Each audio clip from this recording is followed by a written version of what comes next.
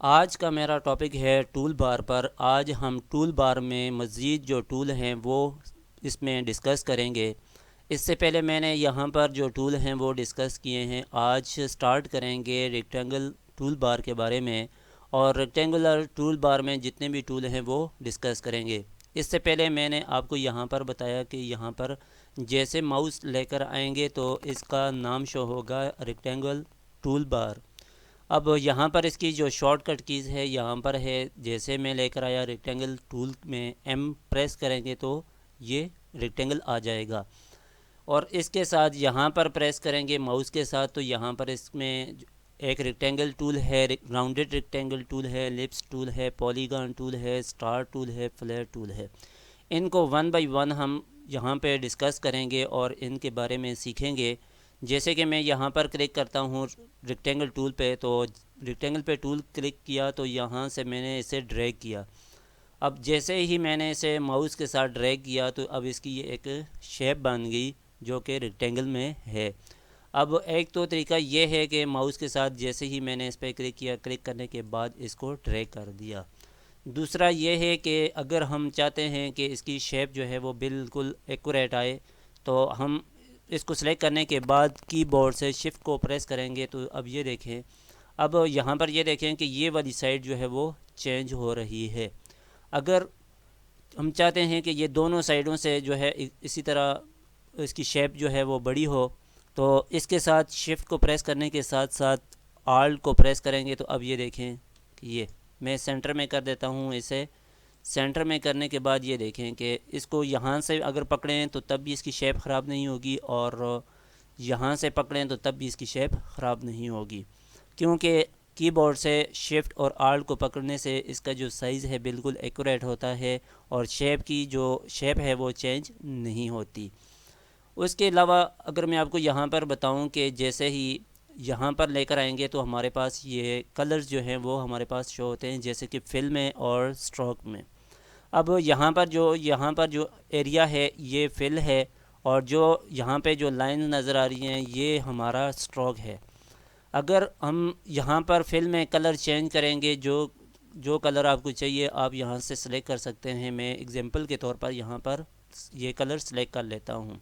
Select करने के बाद ओके पर प्रेस किया। ओके पर प्रेस करने के बाद यहाँ पर कलर है स्ट्रोक में ब्लैक कलर है, इस पर डबल क्लिक करेंगे तो यहाँ से कलर हम चेंज कर सकते हैं। मैं रेड कर लेता हूँ। रेड करने के बाद ओके प्रेस करूँगा। ओके प्रेस करने के बाद अब यहाँ पर स्ट्रोक रेड हमें शो रही है। अगर इसका साइज़ जो है वो बड़ा करना है, स्ट्रोक बड़ी करनी है, तो हम यहाँ पर स्ट्रोक में आएंगे। स्ट्रोक में आने के बाद यहाँ पर इसका जो साइज़ है यहाँ से सिलेक्ट करेंगे।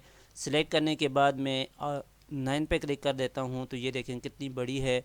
स्ट्रोक हम कम कर लेते हैं, 4 पे कर लेते हैं। यहाँ पर ये देखें कि ये कलर, ये बेसिक चीज़ें हैं, मैंने आपको साथ साथ ही इसको इससे पहले भी बताई हैं, लेकिन अभी मैं फिर बता देता हूँ कि इसका इस्तेमाल कैसे होगा।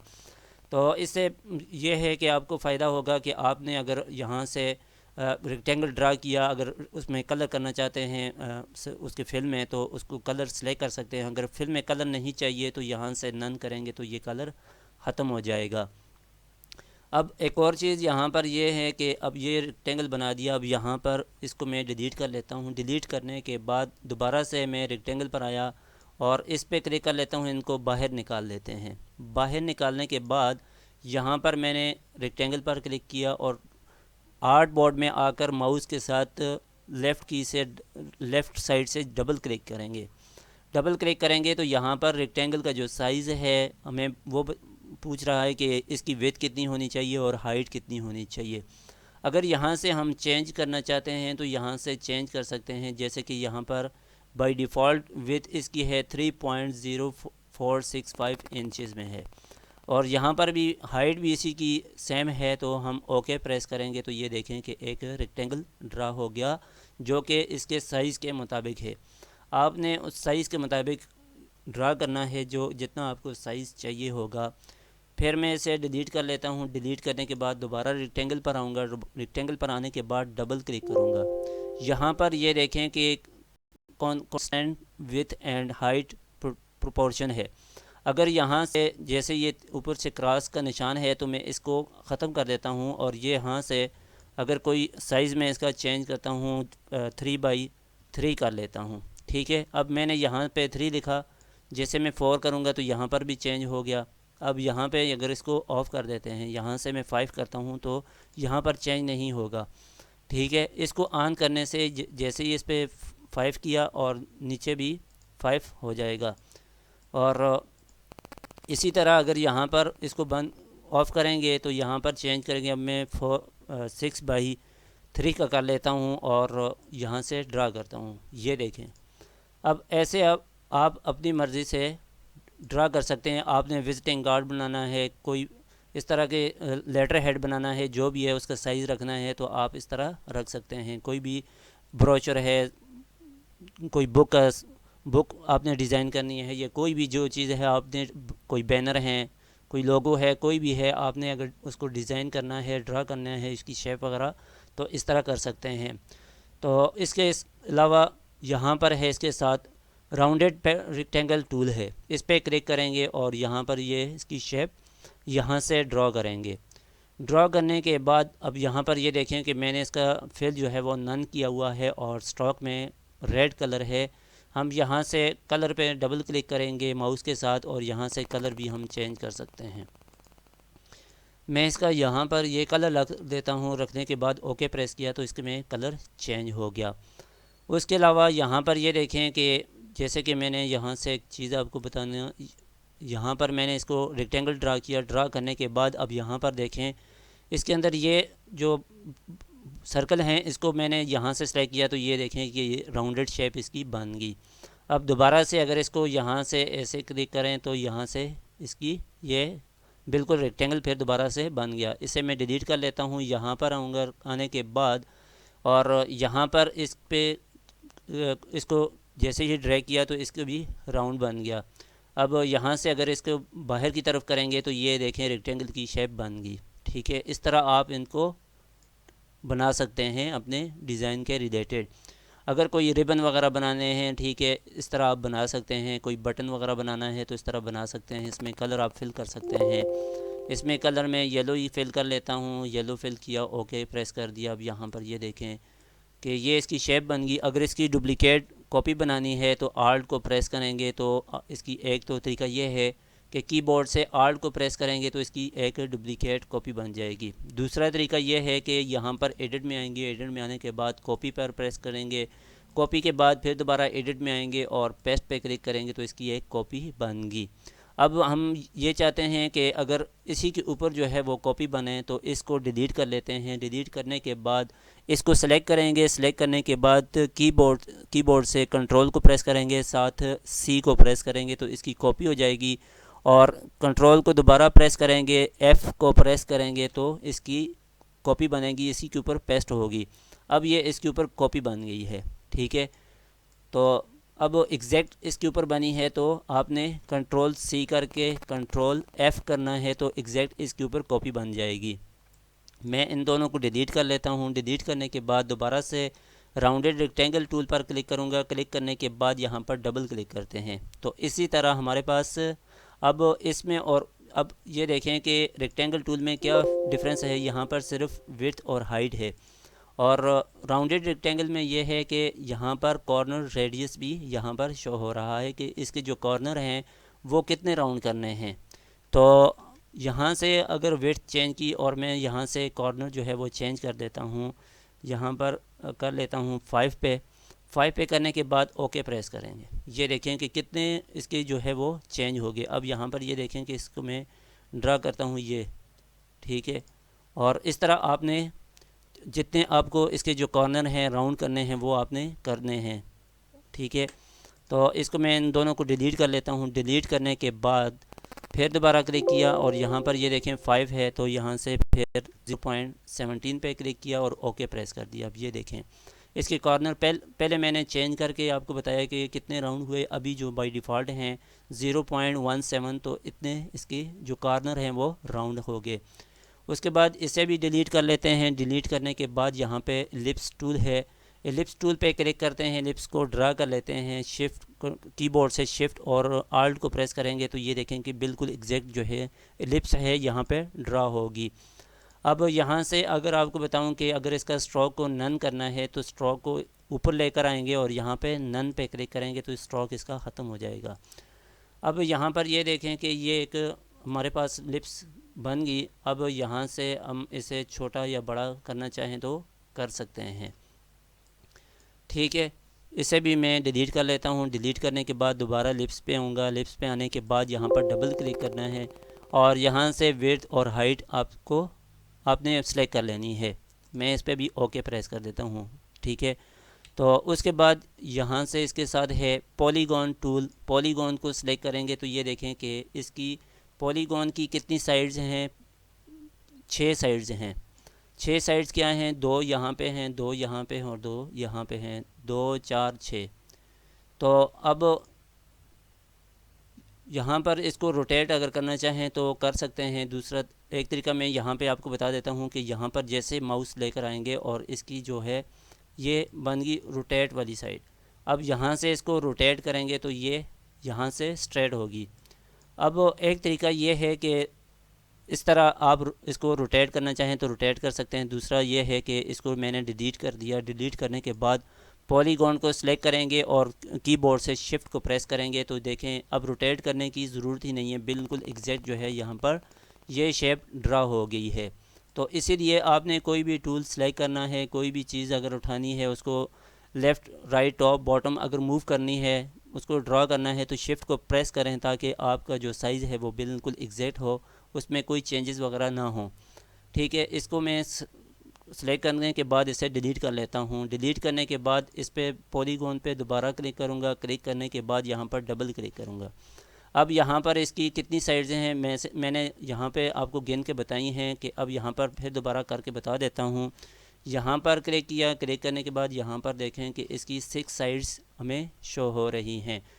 2 ऊपर हैं और एक ये है, इस साइड पे 4 होगी और यहाँ पे 2 नीचे बॉटम में हैं, 2 टॉप पे हैं और 2 सेंटर में और 2 बॉटम पे हैं, तो ये टोटल 4 होगी। अब मैं इसे डिलीट कर लेता हूँ। डिलीट करने के बाद पॉलीगॉन पे क्लिक किया और यहाँ पर आर्ट बोर्ड में आकर डबल क्लिक किया तो यहाँ पर इसका जो रेडियस जो साइज़ है वो है और नीचे यहाँ पर इसकी 6 साइड्स हैं। अगर इसे ज़्यादा करना चाहें तो यहाँ से हम एक तरीका ये है कि यहाँ एरो जो बने हैं इन पे क्लिक करेंगे तो ये ज़्यादा होंगे और यहाँ पर क्लिक करेंगे तो इसके कम होंगे ऐसे।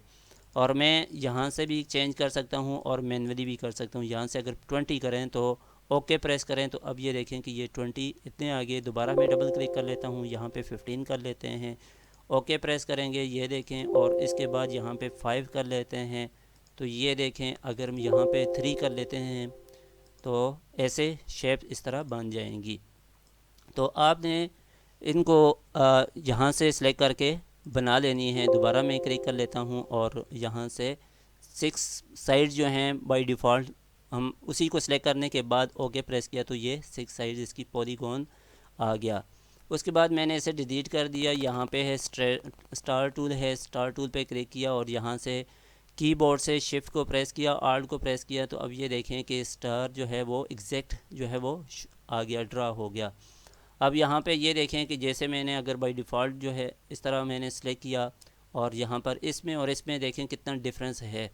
अब इसको मैंने इसी तरह इसको सेलेक्ट किया, सेलेक्ट करने के बाद यहाँ पे ड्रॉ कर दिया तो ये देखें कि स्टार यहाँ पर इसकी जो राउंडनेस है थोड़ी सी ये इस तरह रोटेट है।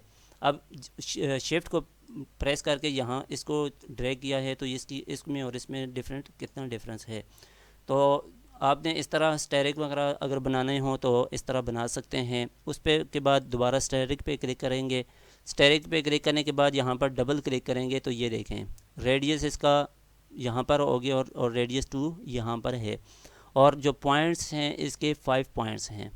इसे भी अगर इंक्रीज़ करना चाहें तो यहाँ से इसको इंक्रीज़ कर सकते हैं और यहाँ पर ये देखें कि ये स्टेयर की जो साइड्स हैं वो ज़्यादा करने से इसके इस तरह बन गया।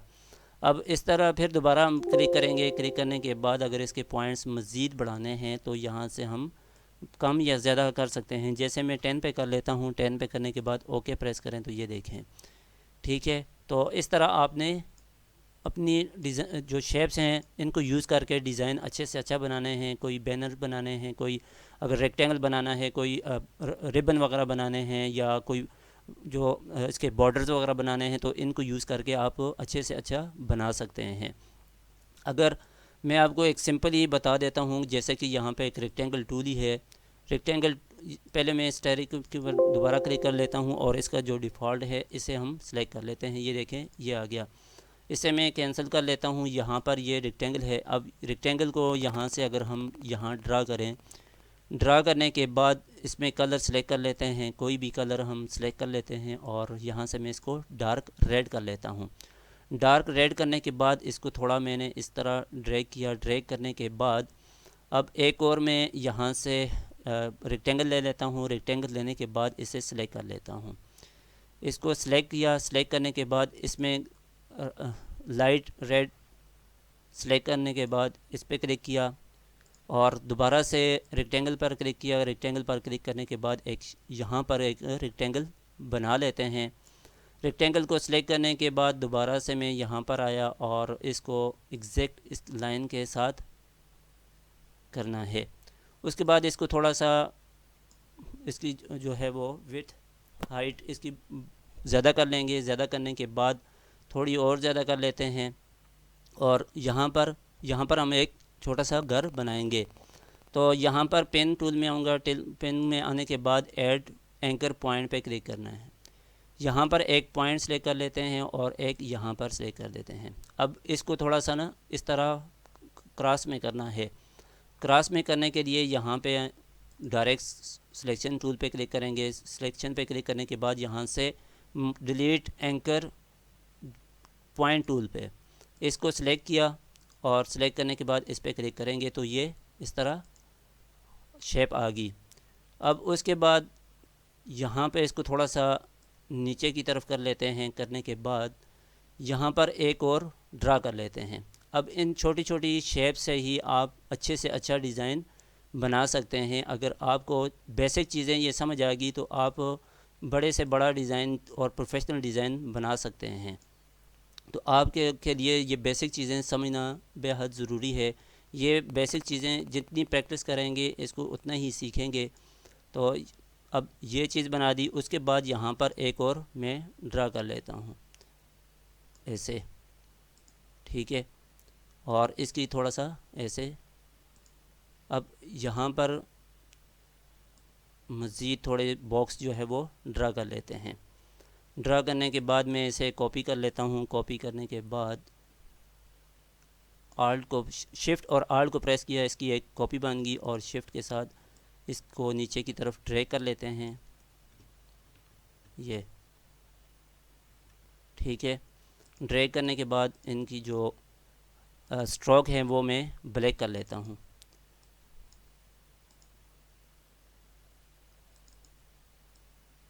ऐसे हम ब्लैक करके ओके प्रेस करेंगे और इसका भी ब्लैक कर लेते हैं। स्ट्रोक इसकी इन सब की ब्लैक करेंगे, ठीक है, ताकि ये रेड कलर के ऊपर जो ब्लैक कलर है ये शो हो कि ये डोर है और ये विंडो हैं और इस तरह हमें दिखाई दें। अब इसके बाद यहाँ पर एक हैंडल बना लेते हैं, ठीक है। इसे हम जूम कर लेते हैं, ठीक है। जूम करने के लिए मैंने कीबोर्ड से कंट्रोल और स्पेस बार को प्रेस किया, ये जूम इन हो गया। अब यहाँ पे एक हैंडल बना लेते हैं ऐसे, ये थोड़ा सा मैं इसको इसके करीब कर लेता हूँ और सेंटर में कर लेता हूँ। अब यहाँ पर ये देखें कि एक रेक्टेंगल टूल को यूज़ करके एक घर बनाया जा सकता है। तो इससे अच्छे से अच्छा डिज़ाइन हम बना सकते हैं इन छोटे छोटे टूल को यूज़ करके। आप इन पे प्रैक्टिस करें, जितनी प्रैक्टिस करेंगे उतना अच्छा डिज़ाइन बनाएंगे।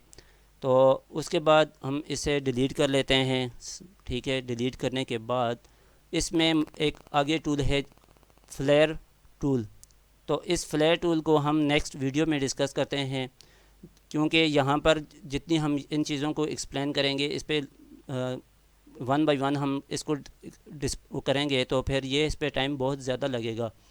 तो इसके लिए काफ़ी यही है कि आप इन पे प्रैक्टिस करें, इन बेसिक चीज़ों को सीखें, और जितनी प्रैक्टिस करेंगे आप उतनी परफेक्शन हासिल करेंगे।